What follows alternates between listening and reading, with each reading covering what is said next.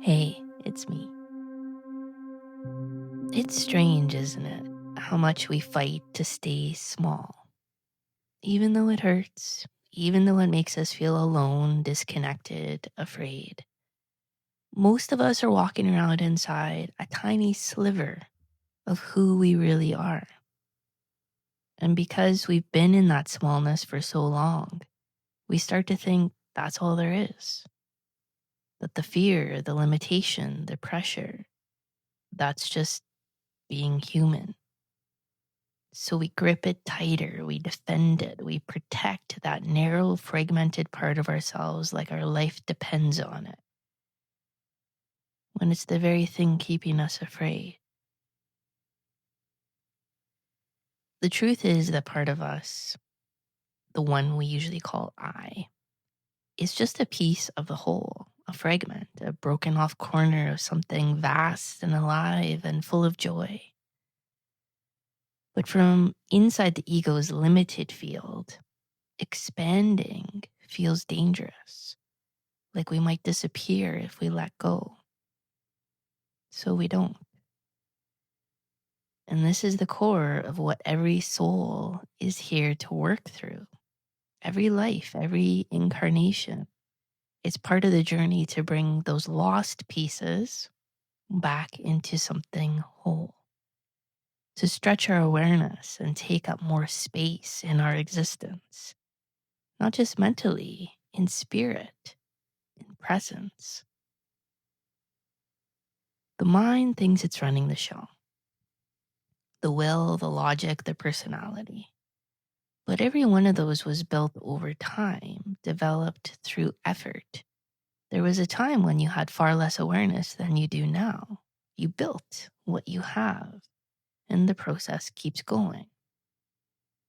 The ego doesn't want to keep going because to grow means to leave behind what's familiar, and it thinks that means death. From where the ego stands, expanding into new territory looks like annihilation. And that's why we resist. Even when we say we want change, there's a part of us that clings hard to the old pattern. And the deeper we look, the more we can see that the ego has its own set of tricks to keep things from moving. Some of those tricks are easier to spot: pride, stubbornness, that feeling of needing to be better than others, or at least not worse. It turns life into a comparison game. It makes us hide how we really feel. Wear masks, appear strong even when we're scared or sad. We trade truth for the illusion of control. Sometimes it shows up as resistance, that digging in your heels feeling, that don't tell me what to do, the refusal to shift, to soften, to open. It tells us that staying rigid is strong, when it's really just fear in disguise. Sometimes it's worry, anxiety, this gnawing tension that makes anything new seem like a threat. It says, better the pain you know than the unknown you don't. Or it can be the denial of joy itself, the inability to receive pleasure, to feel peace, to create, as if allowing those things might somehow undo us. So instead, we get tired, foggy, checked out, distracted. We claim we don't have the energy to change, when really it's the unconscious work of holding ourselves back that's exhausting us. We even react to the pain in others as an excuse to close ourselves further. Someone else's negativity becomes a reason to retreat. The ego uses it all to justify its stuckness. The painful part is that the ego hates the very thing it clings to. It's tired of being small, tired of feeling separate.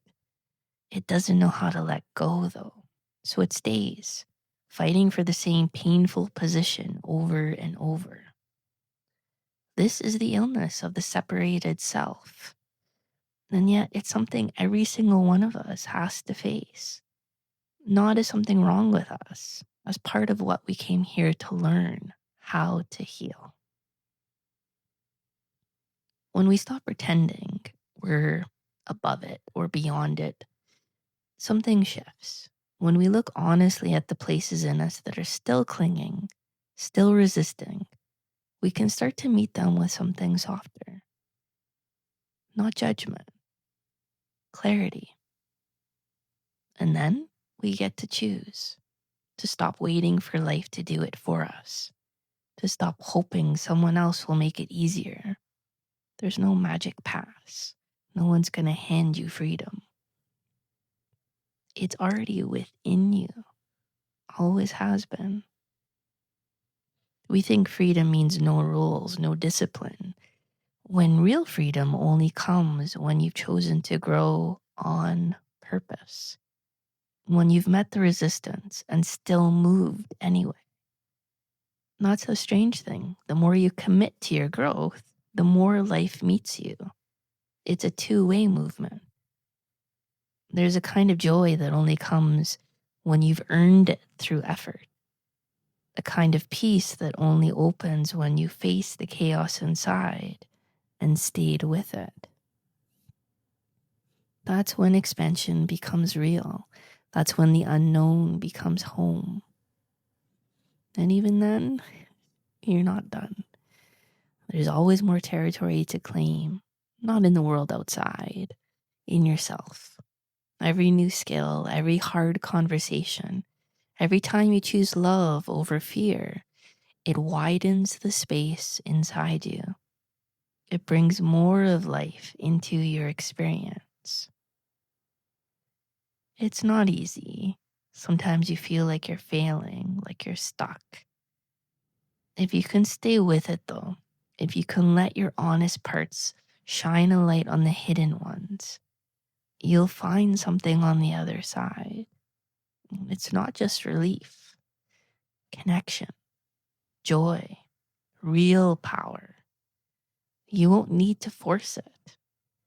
Once the ego has laid the foundation, done the practice, stayed present, the spirit can move through. Then life starts to flow.